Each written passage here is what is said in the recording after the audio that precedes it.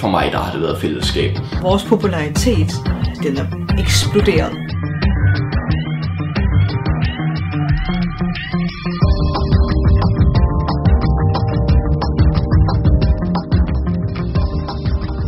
Ja, hvad er en furry? Der findes jo lige så mange svar på det, som der findes furries.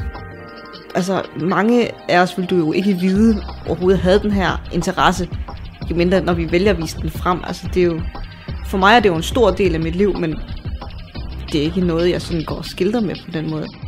Jeg passer også mit job, og jeg betaler min skat, og jeg går på café med vennerne, og kan godt lide god mad og sushi. Altså, der er ikke sådan noget på den måde. Hvis jeg sådan helt overordnet generelt set skal se på det, så kan man sige, at furries, det er en gruppe af mennesker, som har en fælles interesse for det, der hedder antropomorfiske dyr. Det kommer af græsk og betyder menneskelig form, antropomorfisk. Og der handler det jo i bund og grund om dyr med menneskelige egenskaber.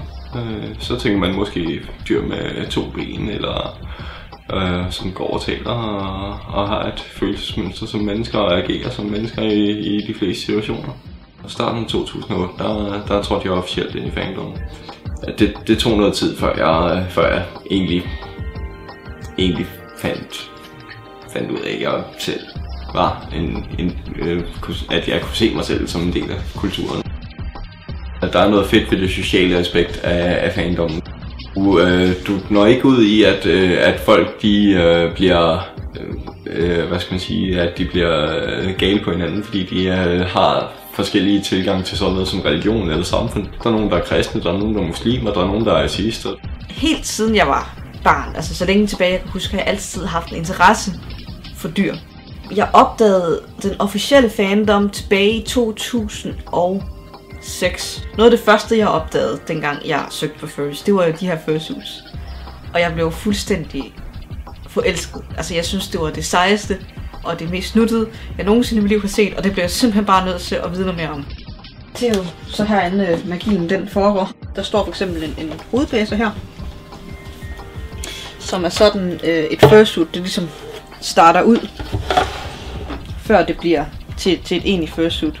Jeg var den første i Danmark, der rent faktisk begyndte at bygge fursuits.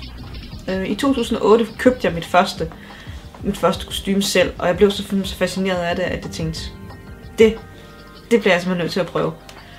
Så det gjorde jeg, og jeg begyndte sådan at eksperimentere med altså skum og lim og saks, og fandt ud af, jamen hey, det kan jeg faktisk godt finde ud af.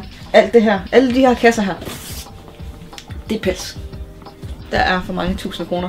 Her i Danmark, der har vi det, der hedder Fantastic.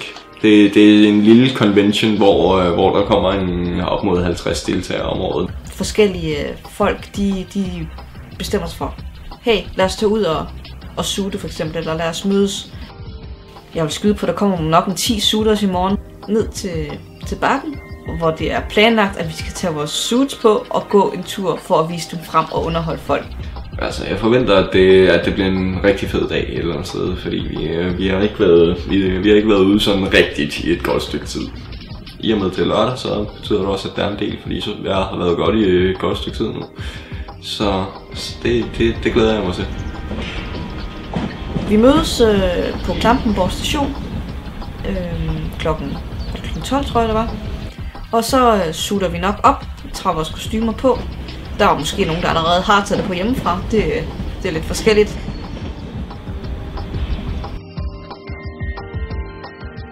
Det her arrangement har vi planlagt i en måned, halvanden måned, eller sådan noget, jeg skyde på det. Jeg har mødt en masse fantastiske mennesker igennem det her. Jeg vil jo mene personligt, at fursuiting først og fremmest er en performancekunst. Altså, du tager det på for at vise dig frem. For at vise suitet frem, for at vise dig frem. Min karakter er jo en gul husky ved navn Dodges, som jeg så også har som shoot.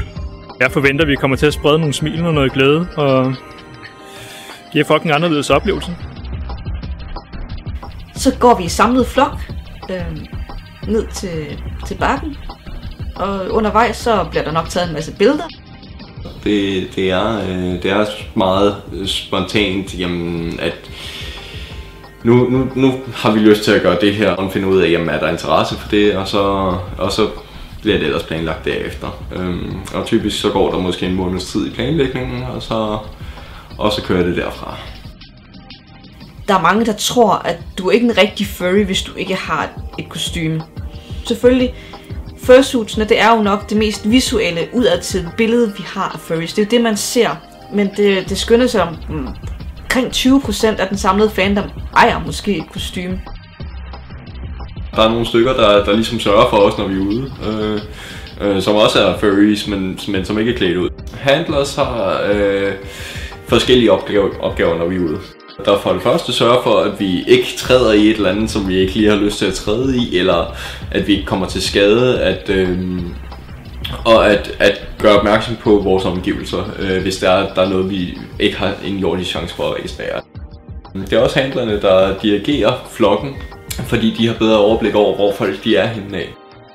Vi splitter os måske op i små mindre grupper og går rundt og underholder folk. Det er faktisk det, dagen den går ud på. Der er masser af børn, der er masser af mennesker. Vi har et publikum.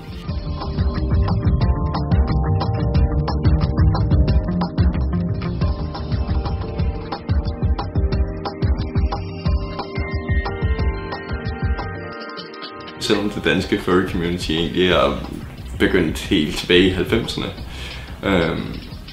så er der ikke rigtig kommet rigtig sket noget med det før i 2002-2003, hvor der begynder at komme nogle flere folk ind, som bliver stødet op rundt omkring. Men så i 2006-2007, så begynder der virkelig at komme mange, fordi så spreder over sig. En lille bitte gruppe mennesker, som havde fundet hinanden via online chatkanaler. Det var sådan set sådan, at det danske community startede. Der er nogle, de er mere aktive end andre, og blandt de aktive, der tror jeg måske, vi er en 150-250 personer. Nogle, de figurerer kun online og sidder og skriver beskeder og sådan der til andre og kommunikerer den vej på. Andre, de dukker op til meets. Det er en virkelig bred aldersgruppe, men koncentreret, der er det mellem de 16 og de 30. Der er de fleste furs. Når vi har de her kostymer på, så vil de gerne have et kram, for eksempel. Og de vil rigtig gerne kramme sig den her store bamse, der står foran dem, og de vil gerne have taget billeder.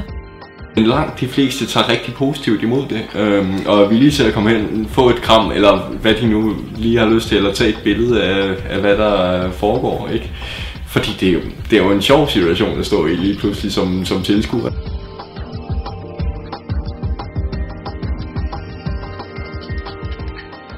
Mange folk, de gør det, fordi det giver dem et frirum i et par timer. Du kan være lige præcis, hvad du vil, og hvem du vil. Der er ikke nogen, der kan komme og sige, det kan du ikke være, eller det må du ikke være. Fordi det her med de her karakterer, vi skaber, de er så personlige.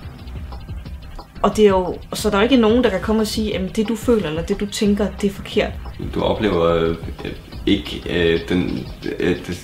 de samme strikse normer og regler i et community som det her, som du ellers ville opleve i den daglige gørne og laden.